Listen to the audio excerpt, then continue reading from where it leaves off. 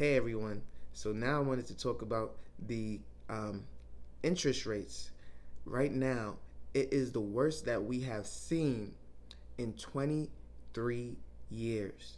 Since the early 2000s, we have not seen interest rates this high. The last time interest rates were this high, I was 4 years old. That's right, 4 years old. So I was just watching a video on a woman who was living with her husband, who's 50 years old right now, and her husband took advantage of the housing market back in 2008 to 2011. That 3 year time span, that husband bought up so many properties. Now he's able to give his wife $40,000 just as a birthday gift, and she doesn't have to pay for anything. She doesn't have to take care of the kids. They go to daycare. She doesn't have to work, right? And he doesn't have to work because his properties pay for everything. So he's essentially living his best life because he took advantage of a time in the market that was the best.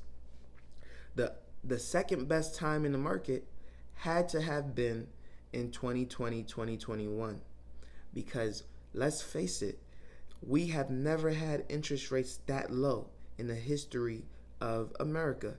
So if you were able to buy in 2008 with such low prices, and then you were able to also buy in 2021 with such low interest rates, you have to be a billionaire. I mean, it is truly, truly about timing the market when it comes to real estate that can absolutely transform your entire life in just a few years. Luckily for me, I was able to get at least two homes in 2021, but if I could do it all over again, I would have gotten five. But I'm still happy for my 40% success rate in buying houses in 2021, right? We all have a time, we all have a market, and anybody that you hear that is successful today is most likely going to be talking about 2008 to 2011 or 2020 to 2021, right?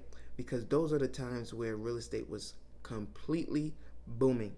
But right now, we're at a time where housing prices are just astronomically high, 7.5%. I haven't seen those rates since I was 4 years old. What does that mean? That means people simply will not be able to afford a home today.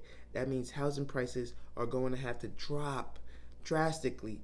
And then what's going to happen when they start to cut back on interest rates in late 2024? Well, we're going to have cheap housing and we're going to have lower interest rates. And I'm going to say it is going to be a beautiful time to buy. I'm going to be feasting. Okay? Now, what does this require? It requires a lot of patience. It requires you to be saving money. It requires you to be investing digitally. We have high interest savings account. We have so many different markets that we can invest in. And so it requires you to do your due diligence and understand that your time is surely coming. These times don't last forever. It's going to be bad, and then it's going to get better, better, better, and better.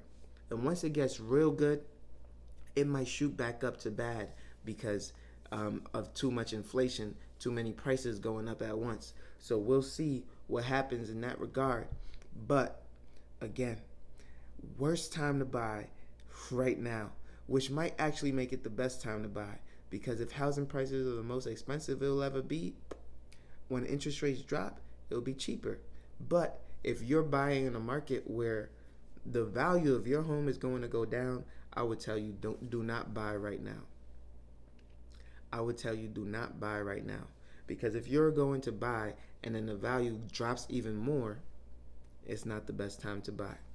So again, right now is a great time to analyze your markets and understand what is really going to happen. But let me take a page out of Bigger Pockets book, which is another YouTube channel that focuses on real estate. Some people get analysis paralysis. What does that mean? That means you spend all day analyzing a deal that you never actually take action. I just want you to understand, if I'm in New York, if I'm in Ohio, if I'm in Tennessee, if I'm in Alabama, if I'm in Vegas, where are the properties that are already so low in value that it can't get any lower, but are still in a good area? Those are the type of properties that when interest rates go back down a little bit, it's going to go up and not down. Those are the properties you want to focus on. You do not want to focus on areas that are still dropping in price. Those places that are dropping in price are not going to just stop falling when you purchase. Maybe it will. Maybe you'll buy at the bottom. But you want to already know where the bottom is in your market when you start to purchase, or at least be comfortable with your purchase enough to where you're buying, and it might go down a little bit more. So with that being said, I've bought in markets where the price has only been going up, in zip codes where the price has only been going up. But I'm not oblivious to areas where the prices are going down in the same areas. And those homes are typically a little bit more expensive, a little bit less affordable for the average person. And so that's why those prices are going down. But because the homes that I bought are affordable to the average person, because I bought it on a single income, not a dual income, most people are able to afford the homes that I have purchased. And so they're going up in value because there's more demand for it.